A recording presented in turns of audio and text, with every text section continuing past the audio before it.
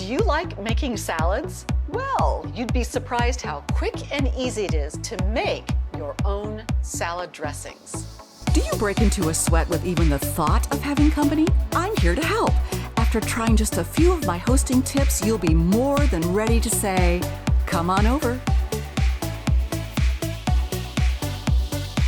Yes, you can make your own salad dressings because you probably have most of the things you need right on hand already in your pantry and your refrigerator. Look at all the junk food.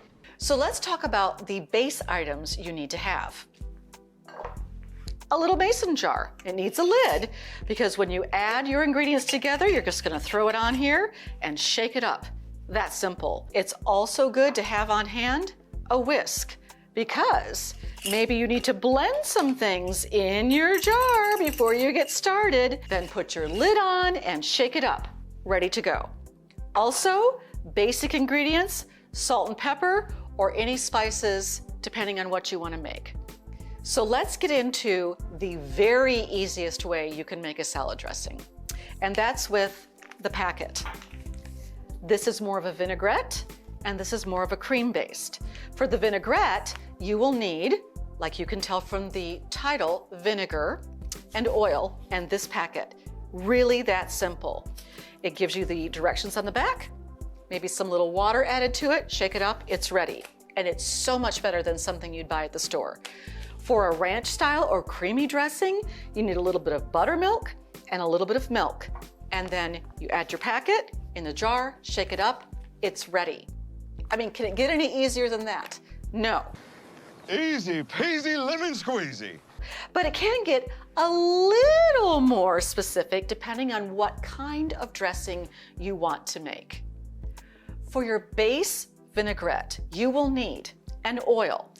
Now, I would stay away from vegetable oil because of what it's made out of. If you like to talk to tomatoes. But if you don't have an olive oil, you could use an avocado oil, a sesame oil.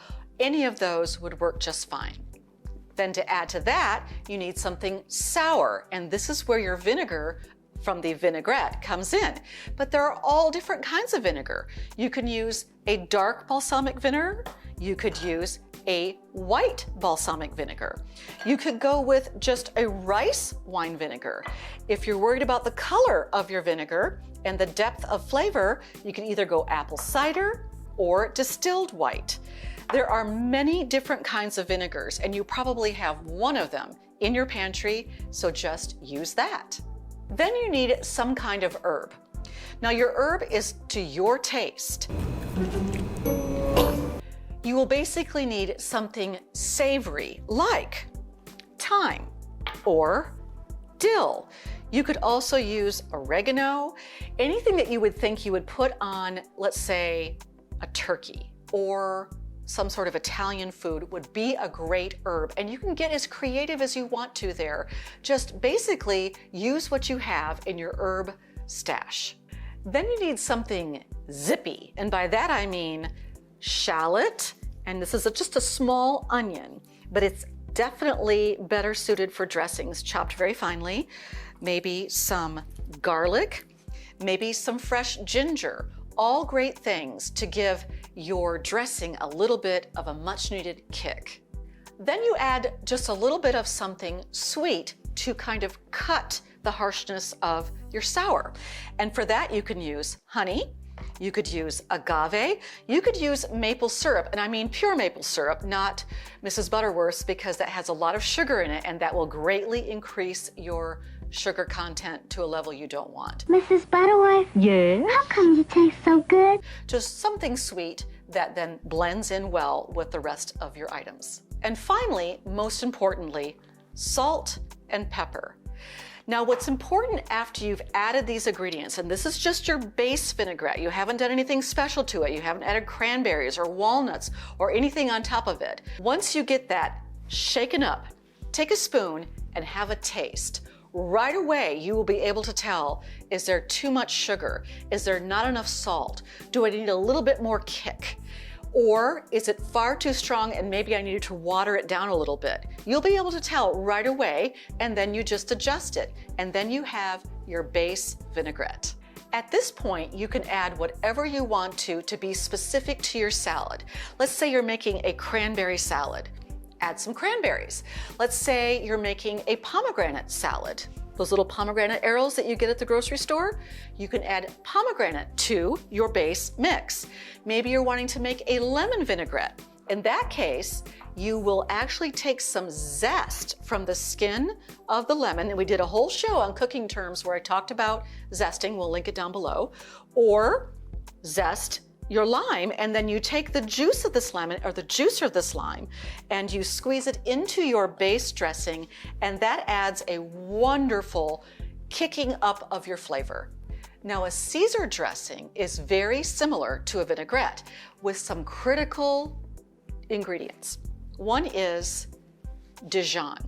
Now, you can add Dijon to almost anything. It's a wonderful mustard that's richer and less sharp, and just a little bit of it goes a long way. You add that to your mix and you have really punched up the flavor.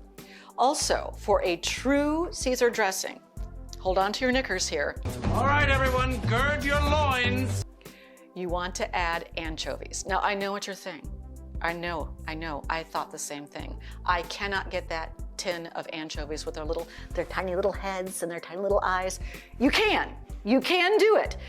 You just put it in the blender without really thinking about it. Or you can chicken out from the actual fish and get an anchovy paste. It's already been ground up for you and you're just squeezing it out of the tube.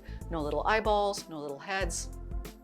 And you need it in your Caesar dressing to give it that oomph, that part of it that kind of makes your ears ring because it's got a powerful, salty, excellent flavor. Now, for a creamy dressing, it may still have vinegar, it may still have lemon in it, but it adds creamier things like sour cream, milk, and buttermilk. It may even add mayonnaise. I know some of you are like, no, but you can. You can do it. It's just a little bit. You will never actually taste the mayonnaise. It will be mixed in with your whisk and shaken up, and you'll never know that it's actually happening. Now, the best creamy dressings also have a lot of herbs in them. When you buy the packet, the herbs are already in there, but you can take some of these same herbs, dill, thyme, anything savory, and add it to your buttermilk dressing to just give it more of a punch. You're still going to want a little bit of salt and pepper. In fact, if you really want to make an impact, use red pepper flakes or a little bit of cayenne pepper, and a little bit goes a long way. Oh yeah, that's spicy, man. What you need to do each time is just take a little taste of that dressing and just see what it's missing. It's probably going to be either salt, pepper, or some sort of spice that you need to add to kick it up a notch. You can make them very bland if that's what you like, if you have children and they don't necessarily want it to have a lot of flavor, or if you're mostly adults or you have adventurous eaters, you can just keep adding a little bit at a time, just a little pinch, maybe 1/8 of a teaspoon, just to mix it in there and see what you think. Here's the other part about this though.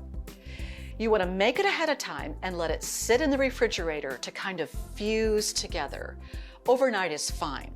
Even if you make it in the morning and you're going to serve it at night, that's better than making it just before company arrives or just before you're going to serve the salad. The downside of making your own creamy dressing particularly is it does not have the shelf life of the store-bought. And these three are in our refrigerator for Jimmy. He loves a ranch dressing. We've got a cucumber ranch. We've got a classic ranch. We have a creamy ranch.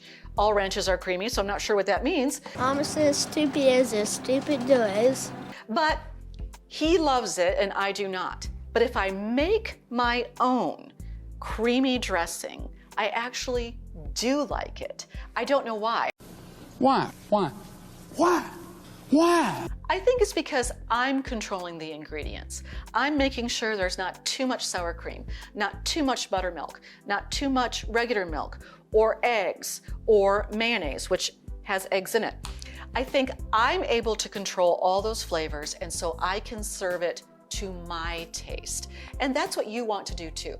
But I'll tell you what, there are tons of online dressing recipes that you can look through, see what ingredients you have, what you could substitute, and you will be absolutely shocked how great those taste.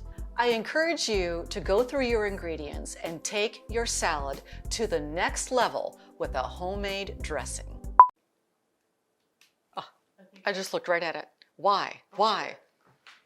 All are welcome. But you can take some of these same herbs, your salad will be ever so much better. And the fly went right through that. Oh. That fly wants a salad. Badly. Come on over. Now go make someone feel special today.